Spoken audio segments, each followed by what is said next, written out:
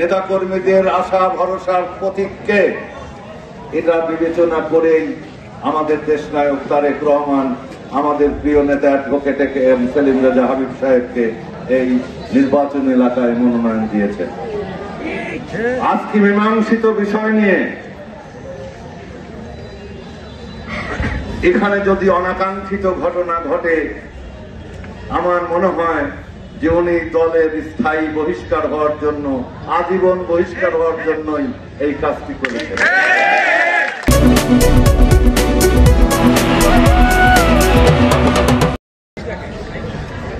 যে বাংলাদেশ জাতীয়তাবাদী দলের, বিশেষ করে পাবনা 2-এর আমাদের দেশনায়ক তারেক মীমাংসা অত্যন্ত পরিষ্কারভাবে সমাধান দিয়ে দিয়েছেন। এখানে আমরা দেখেছি 2 জন প্রার্থী আমাদের এখানে কাজ করছিলেন।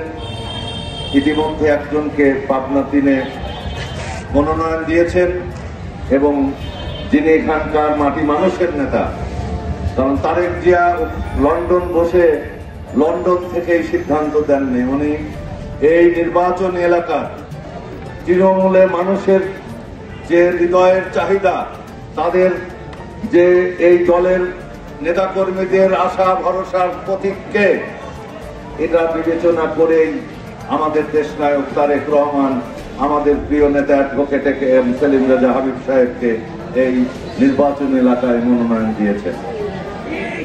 আজকে মীমাংসিত বিষয় নিয়ে এখানে যদি অনাকাঙ্ক্ষিত ঘটনা ঘটে, আমার মনে হয় যে উনি দলের স্থায়ী বহিষ্কার হওয়ার জন্য, আজীবন বহিষ্কার হওয়ার জন্যই এই কাজটি করেছেন। কারণ যেটা মীমাংসিত বিষয়, সেখানে বিতর্ক করার কোন সুযোগ কি আছে বলেন? আজকে যদি সেলিম সাহেব বা অন্য ক্যান্ডিডেট তুহিন সাহেব যদি এখানে প্রতিযোগিতায় থাকতেন, সেখানে সেলিম সাহেবের বিব্রতকর অবস্থায় ফেলার একটা পায়তারা করতেন, সেটা আলাদা কথা ছিল। কিন্তু এখানে সেলিম সাহেবের যদি একটি লোক না আসে, সেলিম সাহেবের সারা এই নির্বাচন এলাকায় তার জনপ্রিয়তার এতটুকু কমতি নেই, এই তাঁতিবন্ধেও নেই। সন্ত্রাসী কার্যকলাপ দিয়ে কোনদিন সমস্যার সমাধান হয় না। বিগত 15 বছর 16 বছর এই আওয়ামী লীগ এখানকার নতুন প্রজন্মের যারা ভোটার আছেন, কেউ ভোট দিতে পারেন নাই। যারা বাংলাদেশ জাতীয়তাবাদী দল, ইভেন আওয়ামী লীগের প্রজন্মরা ভোট দেন, কারণ ভোট তো আগের রাত্রি হয়ে গেছে, ভোট কেন্দ্রে গিয়ে কেটে নেছে। আজকে ঠিক একই আওয়ামী লীগের এই সন্ত্রাসী কায়দায় এখানে আপনি কর্মী সভা, এখানে কর্মী সভাও না, এখানে জনসভাও না, এখানে নতুন সদস্য এখানে সংগ্রহ করা এবং আমরা যারা পুরাতন সদস্য ছিলাম তাদেরকে নবায়ন করা এবং 31 দফা যে কর্মসূচি দিয়েছেন আমাদের দেশনায়ক তারেক রহমান, সেই বিষয়গুলো আমাদের নেতা কর্মীদের মধ্যে প্রচার করা। এখানে হাজার হাজার লোক আসতে হবে, সেই উপলক্ষে তো আমরা এখানে আসিনি।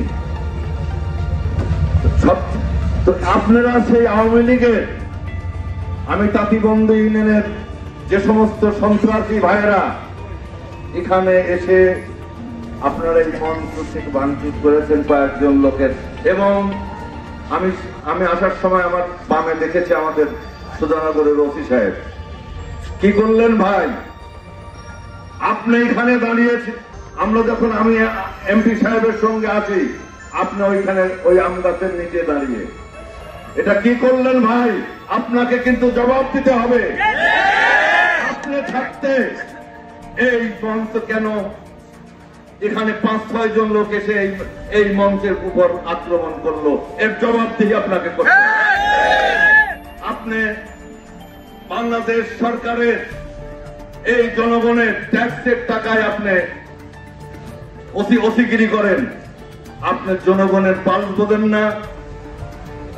আপনি থাকতে এখানে আপনার কর্মী, আপনার সদস্য বাহিনী থাকতে এখানে কয়েকজন সন্ত্রাসী তারা এখানে মঞ্চে আক্রমণ করলো, আপনি কি লেভেলসুর শাস্তি ছিলেন? যাই হোক, আপনার কাছে অনুরোধ থাকলো অনতি বিলম্বে এর ব্যবস্থা নেবেন।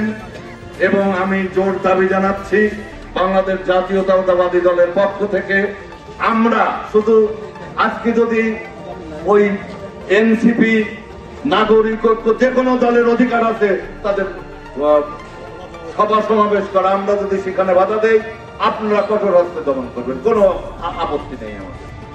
কিন্তু আজকের এই ঘটনা খুবই লজ্জাজনক আপনাদের আচরণে। যাই হোক, আমি আমার তাঁতিবন্দী ইউনিয়নের বন্ধুদেরকে বলবো,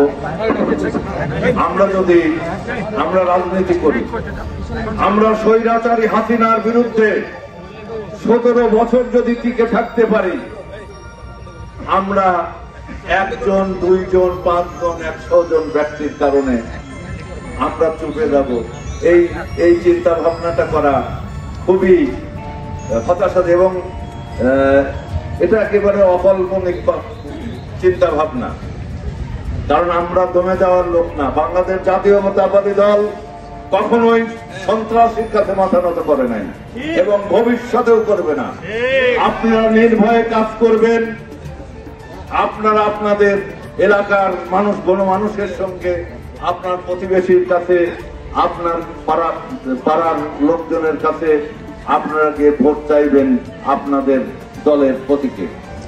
আপনাদের ক্যান্ডিডেট, আপনাদের কাঙ্ক্ষিত ক্যান্ডিডেট AKM সেলিম রেজাকে আপনারা জানেন ইতিমধ্যে সবুজ সংকেত দিয়ে দিয়েছেন। তো যাই হোক, আমার প্রিয় ভাইরা, আপনারা নির্ভয়ে, কোনো ব্যক্তির ভয়ে ভীত না হয়ে আপনারা এই সুজানগর না, সারা বাংলাদেশের বিএনপি আপনাদের পাশে আছে এবং আপনাদের গায়ে ফুলের টোকা পড়লে আমি বিশ্বাস করি সারা বাংলাদেশের বিএনপি আগুনের মতো জ্বলে উঠবে। এবং আমি আশা রাখি আমাদের মাননীয় সংসদ সদস্য আগামী দিনের উনি তার দিক নির্দেশনা এবং আজকের প্রেক্ষাপটের প্রেক্ষিতে উনি ওনার দিক নির্দেশনামূলক বক্তব্য দেবেন, এই আশা ব্যক্ত করে আমার প্রিয় নেতৃবৃন্দকে সবাইকে আন্তরিক অভিনন্দন জানিয়ে আমার বক্তব্য শেষ করছি। আল্লাহ হাফেজ। বাংলাদেশ জিন্দাবাদ, বাংলাদেশ জাতীয়তাবাদী দল জিন্দাবাদ। দেশ নেত্রী বেগম খালেদা জিয়া দীর্ঘজীবী এবং মহান আল্লাহ তাআলা তার রোগ মুক্তির বাংলাদেশ জাতীয়তাবাদী দল জিন্দাবাদ।